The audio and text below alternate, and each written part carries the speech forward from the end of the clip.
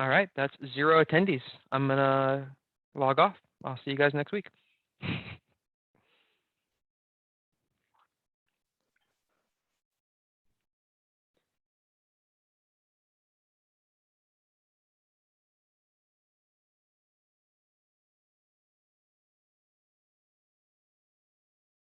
Looks like we do have a couple people joining today. Awesome.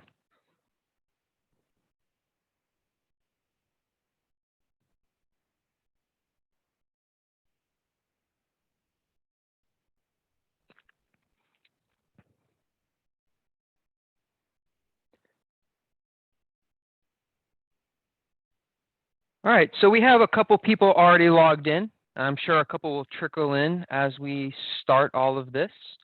So for anyone that doesn't know, Decisions Days will be happening October 4th through 6th. We encourage everyone to come attend and see what Decisions is offering. There's going to be a lot of really interesting topics. One in particular that I'll be presenting will be decisions and artificial intelligence. You know, how to sequence and consume machine learning in the context of decisions. It will be really informative. And if at all possible, we hope to see you all there. Now, I see we don't have any pre-submitted questions. So if you have a question or something you'd like to see today, let's go ahead and ask it.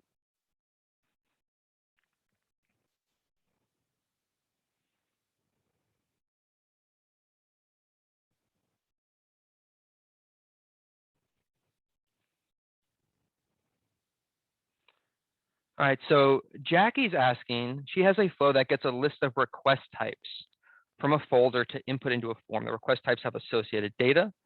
The rule in the form evaluates on a specific request category, and if true, adds it to the list. Her list includes all request types.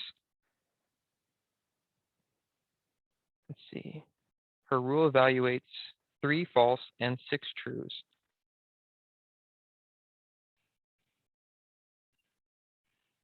All right, so we're going to go ahead, and so Jackie has already submitted one question, so we'll go ahead and start with Jackie for the time being on her list about request types. So let's see, let's go ahead and enable, see if we can get Jackie if she can talk. Hi, yes. Good morning, Jackie. Jackie, are you from Matri?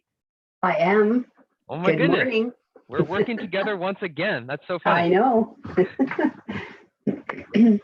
All right, so based off the question that we're looking at, you have is a truth table that you have evaluating these? No, so it's just a rule, just a statement rule. And if you want, I don't know if you can, do you want me to send you a snip of what my flow looks like? You might have to help me build it out a little bit over here, and let's go ahead and get started on that. And then if it's something that we can't get through today, then we'll go ahead and maybe you can, well, maybe after the meeting, you can go ahead and send it over if we can't get something built out for you here. All right. So I have Jared on the call as well. Jared, is this something that you've worked with before? What is it? The containerization or the filtering? The filtering of request types from a folder to input into a form. Putting request types from a folder into the form. Yeah, give me 1 second when I get back to my desk. But overall, there's a couple ways you can tackle this. There is if you're getting it by a certain criteria, what you can do is you can use the rule collection filter, which is a step in the flow designer that allows you to say, hey, pass in the list of a type. And Curtis Root, if you on your screen could just drag over that step. And it takes in a collection of a list of any items. This could be a primitive type of like a string, or it could be a composite type that you have in your environment. In this case, I believe it's a composite type based on the question you asked. So Curtis, show this by like fetching the list of accounts in your system and then passing that entity results list into the rule collection filter. So when Curtis does this, when he maps that composite type into that rule collection filter, the rule collection filter will automatically typecast, meaning it will determine the type that's being displayed, that it's being mapped into.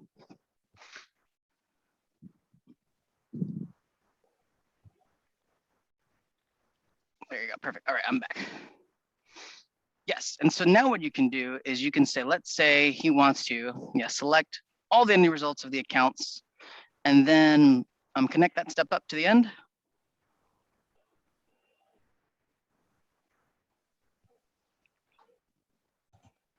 Perfect. And then close and save this and then go back into it, Curtis. Perfect. The reason why we did that is sometimes the rule collection filter, left click on it, Curtis, on the rule collection filter, is it just need to update the type. So now we have the list of accounts, the type accounts, and then it outputs the list of accounts. Now go to the edit rule, Curtis, all the way up at the top of the properties, right here. So now what he can do is he can select the data element, and now he has an entity input that's of the type account. And so he can say, I want to, of the entity.email address. So go hit previous and say he wants to filter out all the email addresses that contain @decisions.com. When he runs this, contains, and then just type @decisions.com. Now, this doesn't have to be a constant value. You can select from value if you're getting it dynamically from the flow. That'll be fine as well. So click done and then save this. So what's going to happen, what this rule collection filter step does is it says, hey, I'm going to take in that list of accounts. I'm going to loop through all those lists, checking each item to see if they contain @decisions.com. And if they do, since Curtis has the data return to return matches, it will return all those matches. And then if he doesn't want that, you can also, with the drop-down list, you can tell it to return the ones that don't match. So go ahead and run this flow for us, Curtis, so we can just see the output of it. I'm gonna look at the output step of it. And then go ahead and click collapse the output so we can see how many items. So we have 23 items that came out of that step, and then close this. And then go to the fetch entities.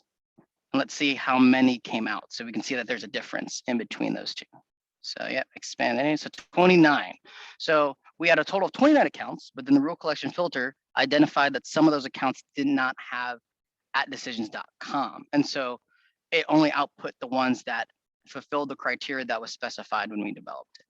So that would be a way I would approach that to see if of how filtering out your was it your forms or your request types based on the category that you have there. Does that seem to help you, Jamie or Jackie? Well, so I'm not sure because right now I have like a whole thing, right? So I'm bringing in some data and I'm doing the for loop and looking through them and using a statement rule and adding to my list, and like everything's perfect. Everything's running fine. Even my rule is, evaluating 9 and I'm getting 6 results going through my next rule, but my list is adding all 9 and not just the 6. I see. So are you using, when you use the add, you're using the add to list step?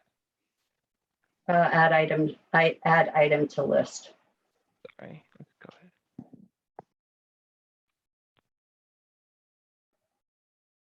So then you're running something along these lines in the context of a for each loop. Yes. So okay. And so then you have a for each loop, and then you have some rule, and then based off the evaluation of that rule, you're going to add an item to the list. Yes. So for your, go ahead, James, if you want to jump in. But I was going to say, or sorry, Jared, I was going to say that for your output, right? What is your output of this step? Is it still a new list, or are you mapping it back to whatever your original list is, for example? So it's a new list. So I'm outputting to a new list. I see. So one thing that you might want to look at is that this new list will get updated every time it runs through this step, right? So the most common way that I see that this particular step gets used, let's go ahead and clean up our flow just a little bit so you can see what we're looking at. So most frequently, I'll see something like this where there's some sort of create data step. And our create data step is, list to input into a form. And it's a list. And this could be any data type, right? For now, we'll just stick to a string. And this is going to be filtered then into a for each step. Let's see here. So this is our list for the form, and this is our starting list. So we'll filter through our starting list here. And then we would go into our rule. We'll just pick any generic rule for right now, just so we can get a true false output. Let's see here.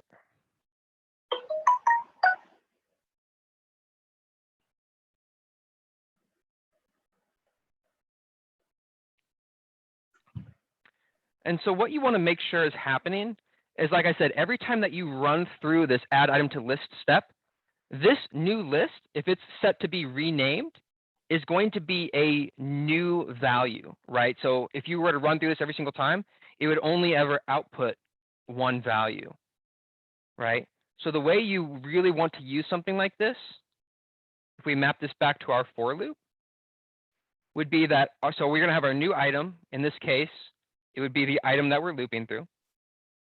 And our original list is going to be that one that we created at the very beginning, right? Our list to input into the form. And then the most important step is here, instead of rename, you want to use changed value. And we're going to go back to that list to input into the form. And so by doing this, whatever passes through this step is going to then be added to the end of that list you created at the very beginning, right? And this is a way to actually build out a list. But if you keep this as rename, that value is going to get overwritten each time you go through that step. Is this how it's currently structured in your flow, or is this something that might be the issue? So it is structured that way in the flow, but that data that's showing in the list isn't getting that far. Like the rule is sending it off to the back to the for each step instead of pushing it towards the add item to list. So I don't quite understand that, right? So I've got a for each and it goes through a rule and it strips out anything that doesn't belong. And then it goes to a string is not in list so that I didn't get repeating information. And then my list is the whole thing, the whole. Sure. So, and you said in debugger, this is working for you properly? No, so in debugger, it's not working for me. Well, sorry, it runs through and everything looks good. And, the second rule only gets nine sets of data, but my add to step list has, my string not in list only gets the 6 data pieces, and then the add to list actually at the end ends up to be all 9. So I don't know, it doesn't make sense to me that, the request, the first rule evaluates 9, says 3 are false, sends them back to the for each step.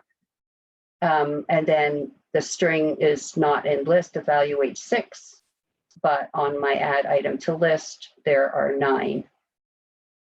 Okay, so there's a couple more questions that I have, and Jared might also have a couple questions to get to the bottom of this.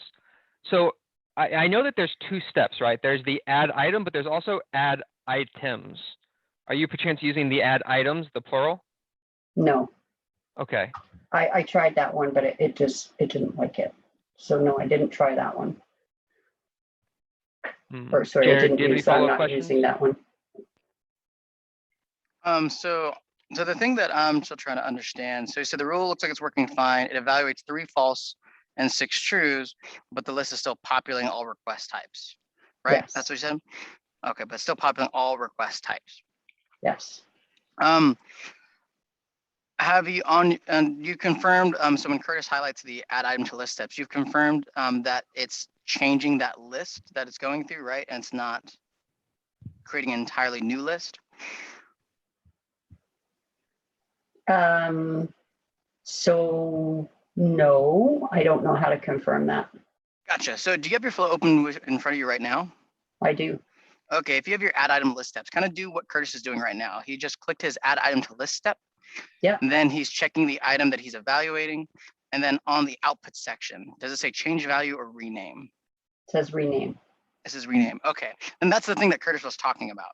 If Yeah. you can initiate an initial list, so Curtis, go ahead and click create data.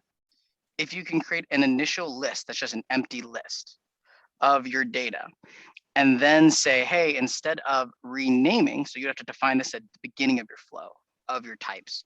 Oh, And it could okay. be, yeah. And then what you do is with this initial list, you're going to tell the flow to say, hey, any items that fulfill this rule criteria, output it into this list here, so that this step here will then change the value of that input list, and you'll only have those 6 trues instead of all 9.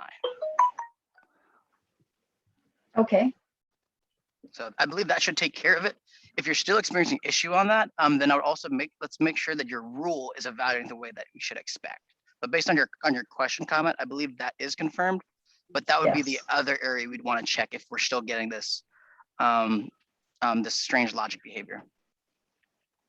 All right. Thank you. My pleasure. Perfect. So at this time, we're going to keep going down the list. We have another question submitted by David Pitcher. Let's see here. We are asked, is there a way to dynamically define the from email portion when configuring email response handling on an assigned form? And the answer is yes. So let's go ahead and create a new flow for this particular question.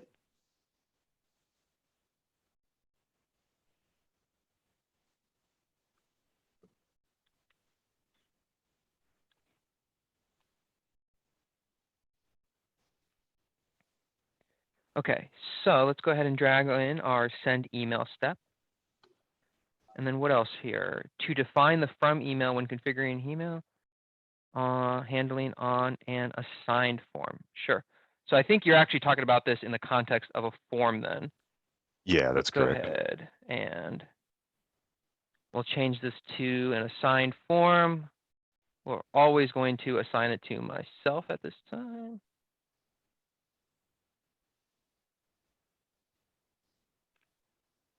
Okay, and let's real quick just make a very simple form for us to go over.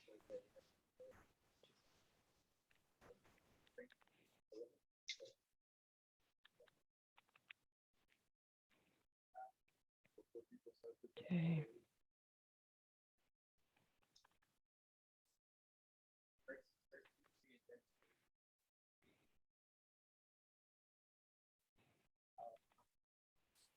Perfect. That's a beautiful form. So here we have a form. And when we're looking at our assignment setup, we'll want to start there. Right. Let's actually also take a look here. So Jared, just so I'm not fishing around, is this something that we would accomplish via the assignment setup? Or is this something that would be part of the higher level email responses? I would say it's assignment setup.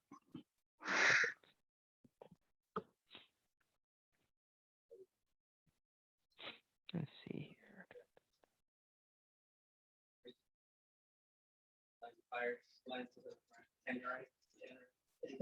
Jared, I'm going to let you help me navigate so I'm not just fishing and looking for it. Oh, sure. So if you want to assign something to an email user dynamically, it's going to be the first one, accounts and groups.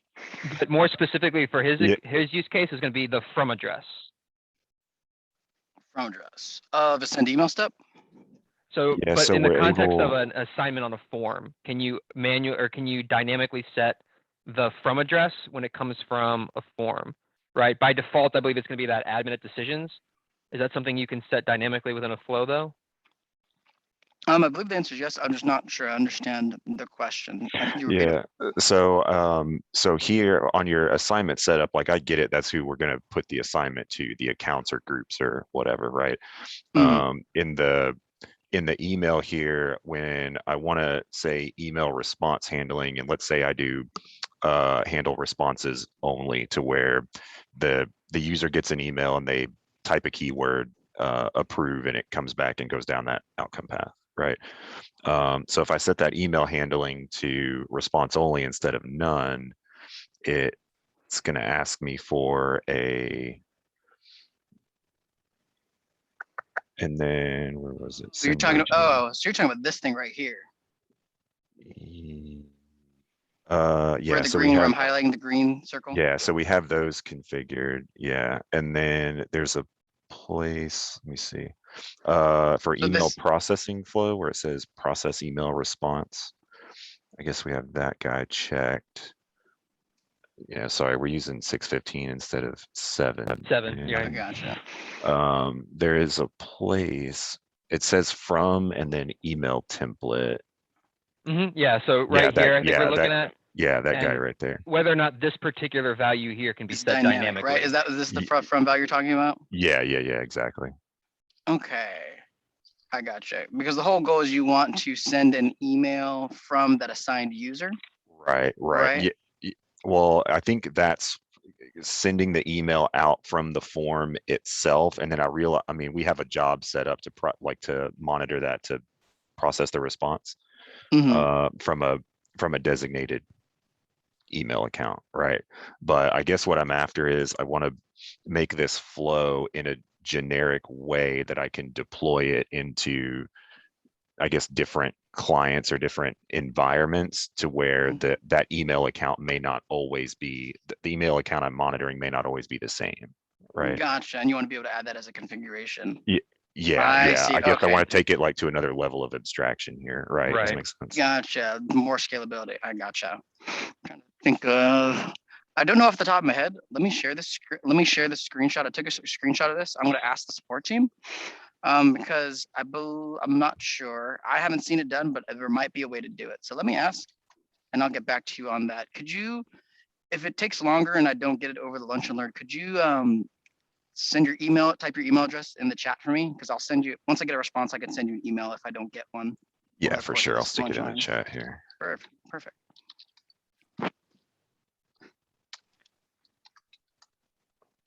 Yeah, almost everything else is configurable in some way in decisions. I was expecting to be able to somehow expose that as a Mhm. Sure. as an element, I Now, guess. I gotcha. And yeah, in the past, I've seen that those emails can also be sent. You can use kind of the send email step to accomplish the same thing, and you can even set up pretty dynamic templates with like the end velocity templates and decisions. But let's go ahead. We'll let Jared review that with the support team, and see if you can't do it this way, then they'll show you an alternative. Awesome. Thank you so much. Yeah, no problem.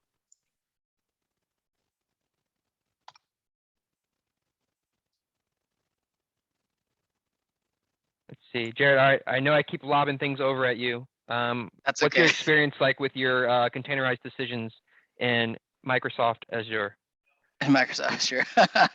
So actually, it's funny you asked that, because I just talked with one of the support managers, Brian, about this to see if he had any insight on it.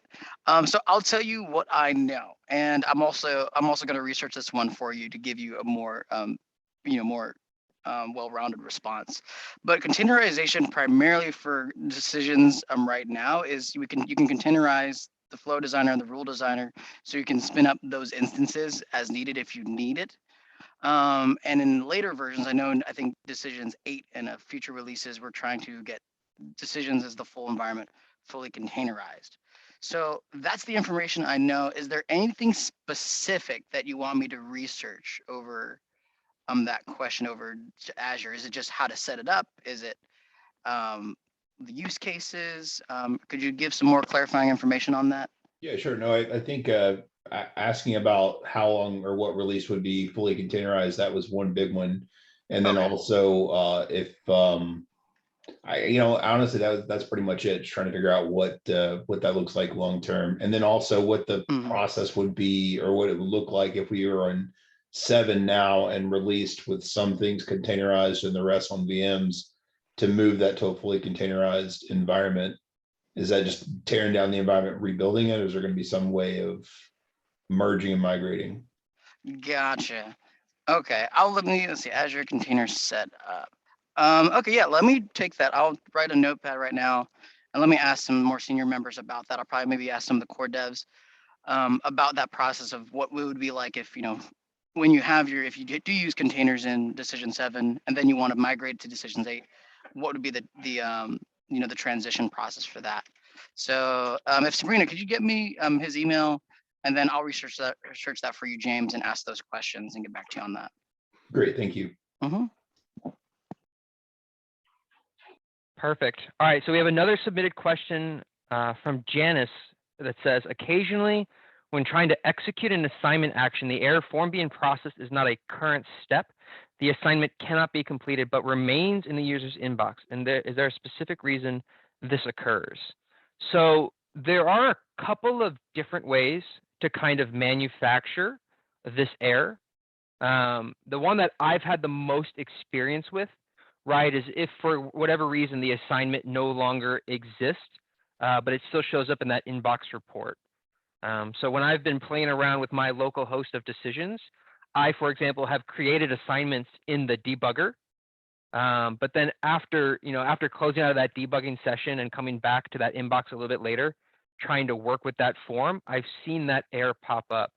Can you give us a little bit more detail about maybe what the context of this error and see if we can identify exactly what's causing it? Like when you seem to notice it happen?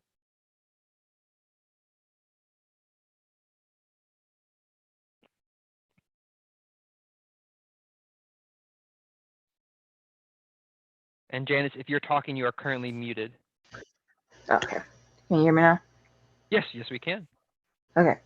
I have a form that gets assigned to like managers and stuff for approvals. And occasionally when they go to click that approve action, the form will open, and when they go to submit it or get to the next step, that error pops up.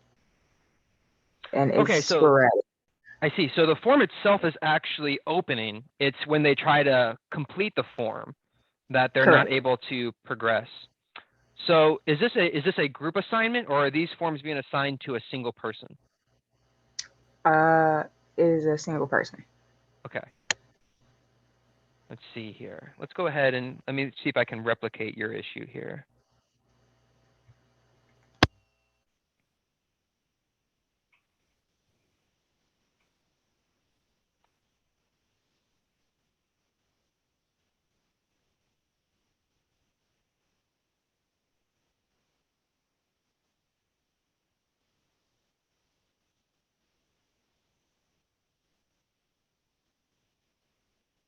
Okay, we'll do. And then from here on this assigned form, they're able to, for example, submit it. And then afterwards, what comes downstream of this step after the form? Some full execution data gets saved and an email gets sent out. And so an email gets sent out, and then I guess my question is, at what point after submitting are they receiving the error? The form being processed is not a current step. As soon as you click the button, it doesn't even go to anything else. It's just on the button click.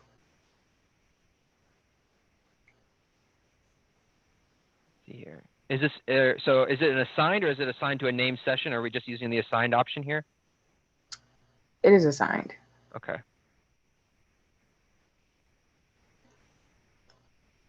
So Jared, in my experience, I've come across this a couple times when playing around with the debugger, but it usually happens when I try to open the assignment like from the inbox, not when I've clicked submit or something on that particular form. What was the issue?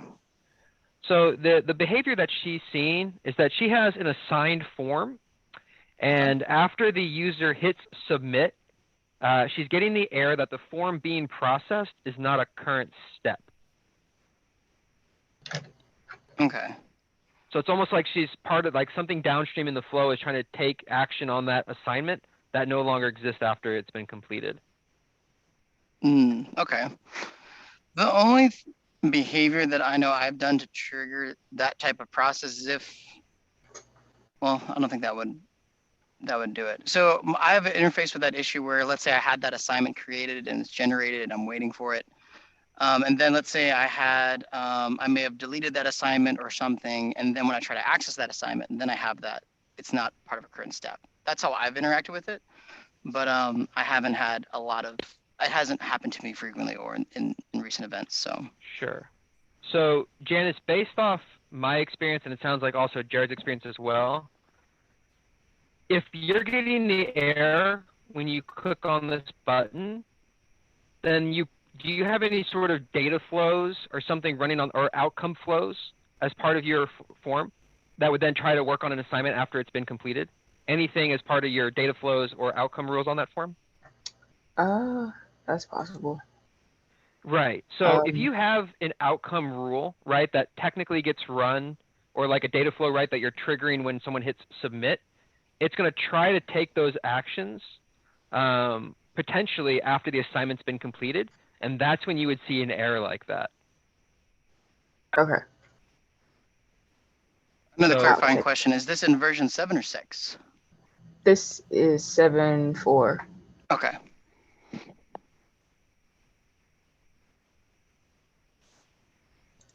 So that's the first place that I would look, Janice. And if you do find something in the data flows or outcome rules, you can go ahead and you can follow back up with us. Maybe go through support@stitches.com, and we'll be able to kind of clarify further from there what your next course of action should be. But based off when Okay. you're receiving that error, your issue is that you're trying to take an action on an assignment that no longer exists because they've completed it by clicking that button. And so we just need to figure out how to either maintain that assignment or a better place to put that rule or that flow in the order of operations. And that will fix your issue. Okay. Go ahead. So we've actually caught up on all the questions that have been asked so far. Does anyone else have any questions?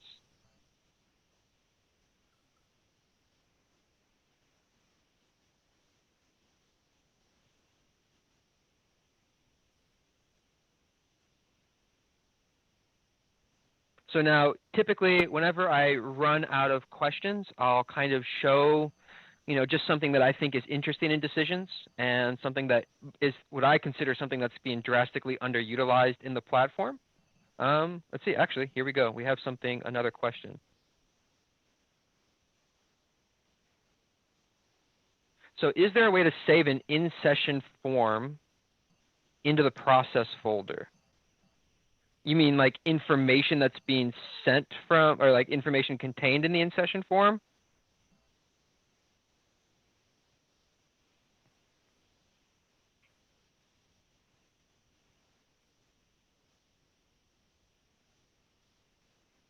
Let's see, let me make sure.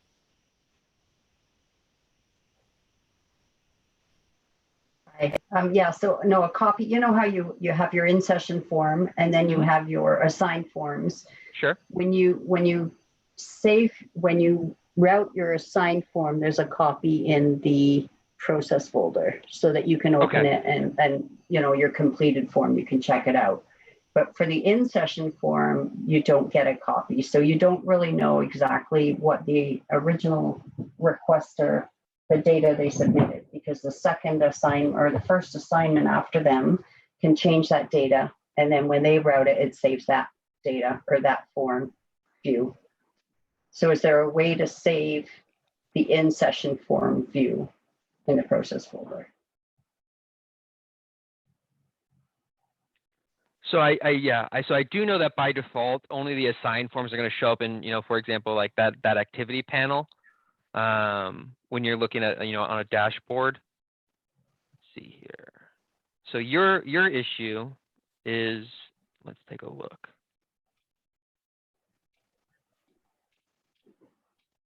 Right, so here, if I were to click on a request, right, so I see all of my, for example, you can see a view completed form because it was an assigned form, and you want to make that an option for something that was done in session. Yeah, so because I want what the originator submitted, whether it's right or wrong, I want a kind of a snapshot of that in the form view. Because when it goes to the next contributor, the assigned form does their fixes or changes or updates or whatever, and then they route that form, and that form data gets saved, but gone is the data that the in-session form provided.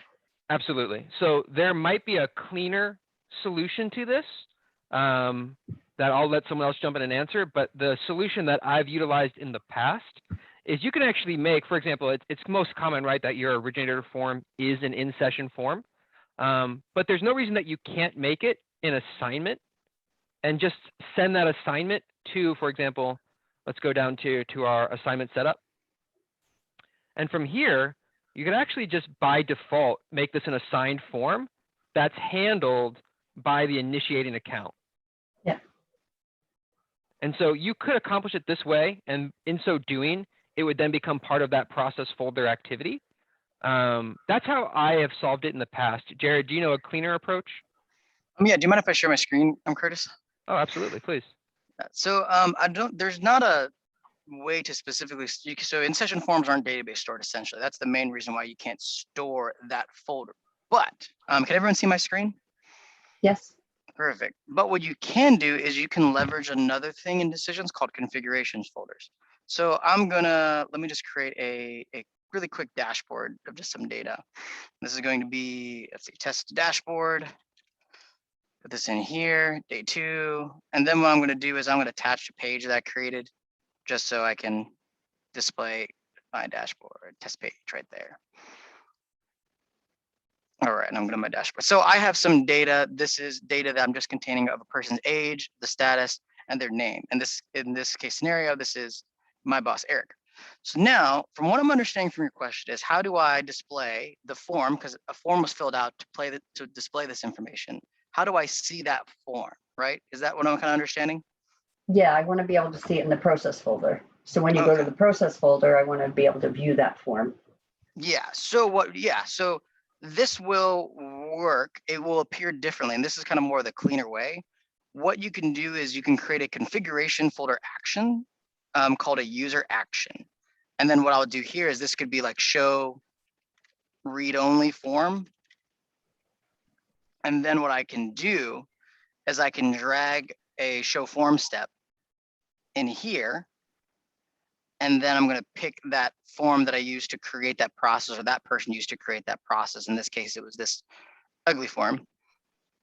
And then because user action flows contain that type information of the report that the user clicks on, I can pass in that data that's stored in your configuration folder, in your process folder, and you can pass it into this form. And so I'm going to go do that. And then what I can do is now if I go back to my dashboard, so let's say this is the process folder and I'm viewing the dashboard. If I right click this, I can show the data in the same in-session form that was created here.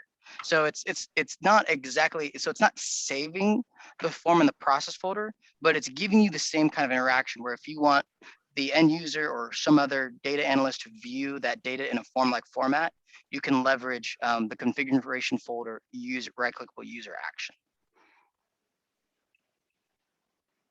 Okay, and so, okay, that's good. Will Curtis's solution work as well? Like what's the better of the two? Yeah, so Curtis's solution, so with that one, if you use the assignments, you have to be careful that the assignment will be saved indefinitely and it will still always be active. And if you're not having someone, assignments are meant to give to someone to work it. And it sounds like in your scenario, you don't necessarily want someone to work it. You just want to save it into a location and display it. So if I were to pick one of the two options, you should pick this one because this one doesn't clutter up the backend configuration database with excess assignment data. All you're doing here is just saying, hey, right click into your process folder or your record, and you'll be able to have access to view the form that someone submitted. So of the two ways, this is the better one because you're not generating excess data that you have to manage later. Okay, and so that would be, but you would go to view it, like you wouldn't have to go to a dashboard to view it. You could view it right from the process folder. Yeah, let's configure another example. I'll do the process folder example so it's more reflective of the situation. I do want to just also kind of clarify a little bit, Jackie. Is it your intent that they would always fill this form out? Like it's basically like the first form in a workflow? That's right. Yeah. They hit approve or submit, so they are always going to interact with the form more or less? That's right. It would be, Okay. yeah, the current user would be their first assignment, right? Their first assigned form. Exactly. But then, Yeah. So you're not just creating an assigned form so that someone can come and look at it later. The idea is that it would be the first form in a process. right. Gotcha. Yes. Okay. All right, it's real quick. So I got my data form from my process folder. I'm going to create another flow, and I'm going to call this, create test data. I'm going to set up my process folder. Boom, boom, put this here. I'm just going to put that in the same folder that I'm in right now. Use extension data. So this is test or TST. And then let's see, let me pick my test type. Here we go. Build the data. I'll just put some values here. Data. All right, perfect. And this is going to be record. And this one's going to be record. Perfect. Then I can save this. And so let me add a show form step to before this so we can show form. Pick here, recent test form process folder. I'm going to output that data into this process folder. So actually, instead of building the data, I'm just going to select from flow. And so now I'm going to debug. So let me pass in data. So now I have a process folder record created. So now I'm going to do the same process I did with the other data structure. I'm going to go into the configuration folder, create a user action, and just say this is show read only form, create. And then I'm just going to show that form. Oops. Boom, boom, create existing recent test process folder form. Okay, select from flow. Let's see, I think that's the correct type. Data Explorer. Yep, flow extension data. Edit flow extension data. And then I'm going to close this and save this. And then now when I go into my process folder, oops, where's that process folder? Here, I think I did it in test dashboard. I put it in here. Folder view, if I go to this record, notice I have this action show read only form, and then it'll show me that form. So you'll have that action contained within inside the process folder of that particular record. So Okay. if yeah, so that's what it would look like in your app, in your environment, if you build it this way. All right. And so if the buttons up there though show read only, and then you have like a bunch of ones that are already available, so the assigned forms are all have their own button that say show completed form. So this button showing at the top here would just be for that one assignment then. Will be for that inSession form record. Or the inSession form. Exactly, okay. Correct. Perfect. Okay, thank you. Yep, my pleasure.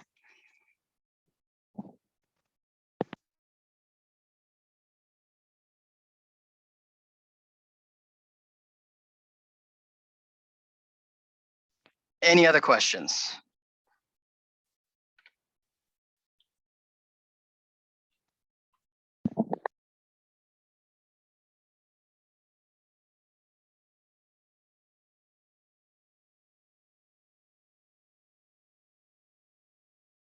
Okay, I think we have made it through.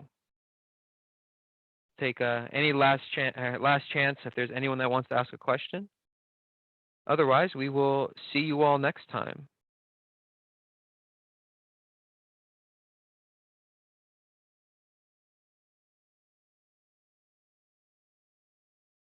Great, fantastic. So thanks everyone that stopped by today. I hope that it was informative for everyone that attended.